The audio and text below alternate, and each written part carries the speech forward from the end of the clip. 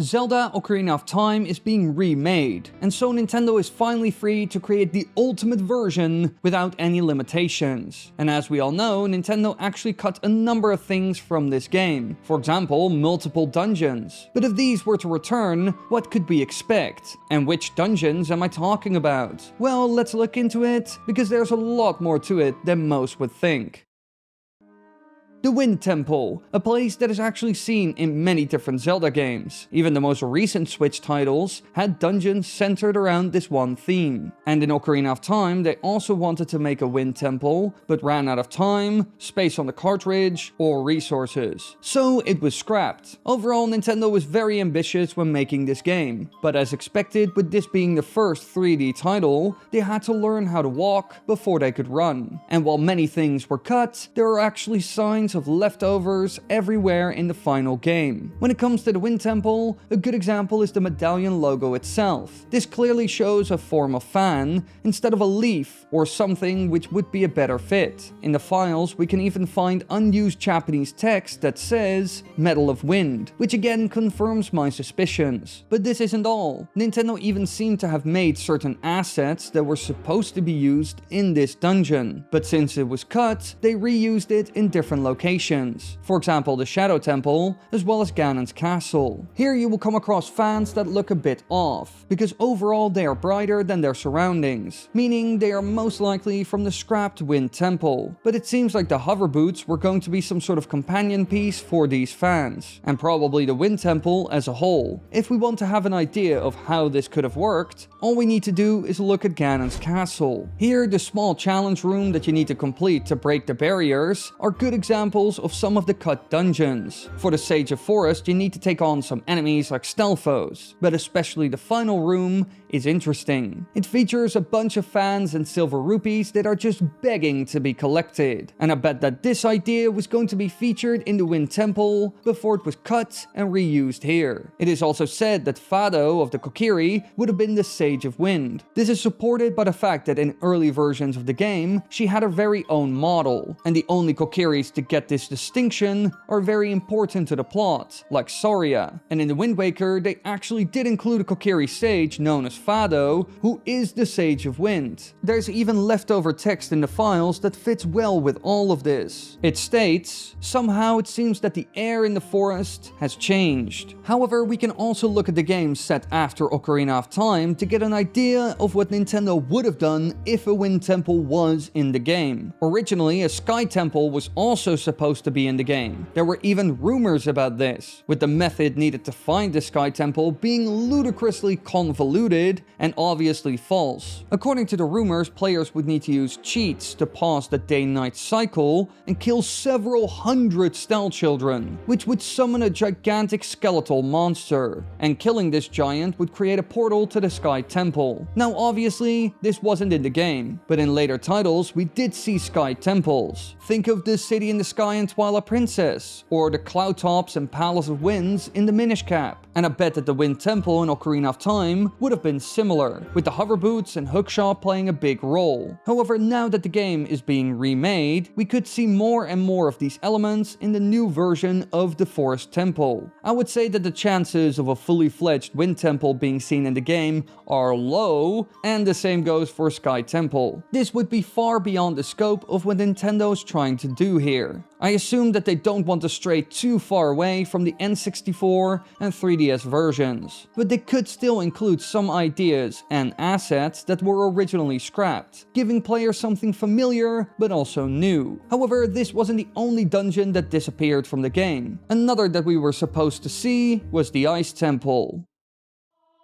When Link was a child, he was forced to go through Jabu Jabu's belly while dealing with Ruto, which was one of my least favorite sections of the entire game, to say the least. But as soon as he is an adult, the world here changes. After his 7-year sleep, Link finds Zora's domain frozen and the Zoras encased in ice. King Zora is even stuck in a mysterious red ice, as well as the entrance to the Zora shop. Meanwhile, Lord Jabu Jabu is missing from the fountain and is replaced with a path of ice leading to a previously inaccessible cavern. This is some sort of mini dungeon, but originally it was supposed to be much more impressive. And just like the Forest Temple, the water medallion already hints at its original name. Instead of something like a wave or a droplet being displayed on it, we can see what looks like a snowflake. In the files of Ocarina of Time, you can even find unused Japanese text that says Medal of Ice, which is another strong piece of evidence. So I expect that originally the water temple was going to have ice cavern influences, or it was meant to be a full-fledged dungeon. But due to constraints, they turned all of this into a much smaller section. Evidence to support this claim can be seen in a room in which a long hallway has a wall where it looks like it would have normally led to another room. It seems like there was supposed to be much more here, especially with the entirety of Zora's domain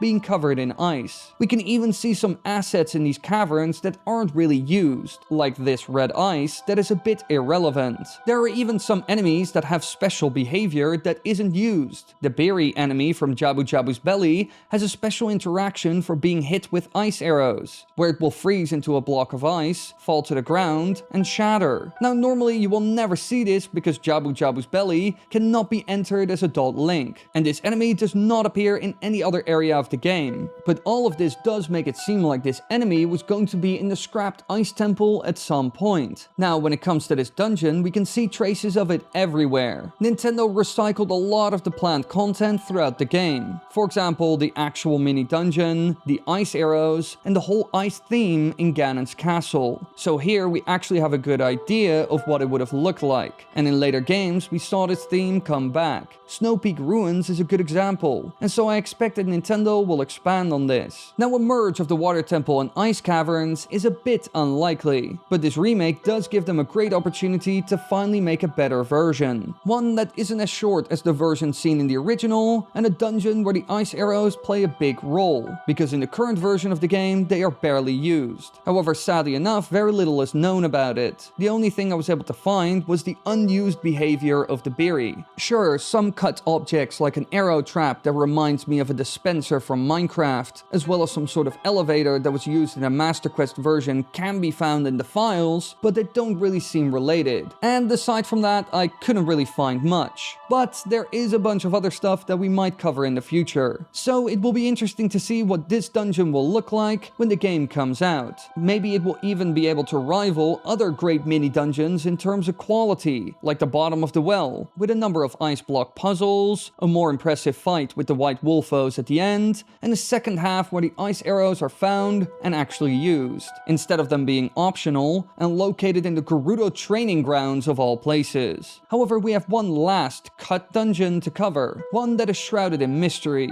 the Light Temple.